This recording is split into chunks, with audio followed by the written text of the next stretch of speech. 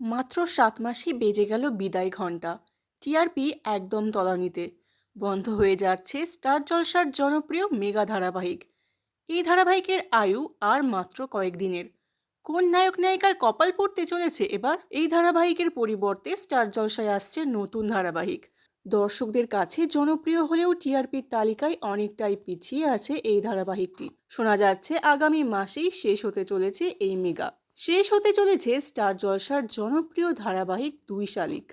দুই বোনের গল্প নিয়ে শুরু হয়েছিল এই ধারাবাহিক। আখি ও ঝিলিকের জীবন সংগ্রামের গল্প, কিভাবে তারা একে অপরকে সাহায্য করবে সেটাই দেখানো হয়েছে।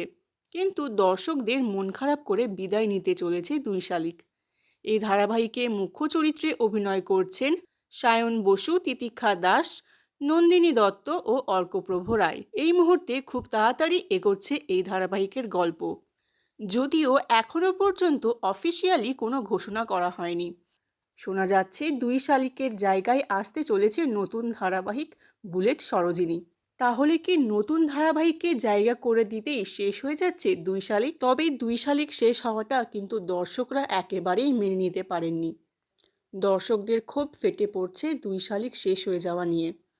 তো বন্ধুরা, এবার দেখার পালা নতুন ধারাবাহিক বুলেট সরোজিনী কতটা পরিমাণে টিআরপি গ্রহণ করছে। তো ভিউয়ার্স, দুই শালিক ধারাবাহিকটি আপনাদের কেমন লাগে তা অবশ্যই কমেন্ট করে জানাতে ভুলবেন না। আর এরকম নিত্য নতুন খবর পেতে চ্যানেলটিকে অবশ্যই সাবস্ক্রাইব করে সঙ্গে থাকুন।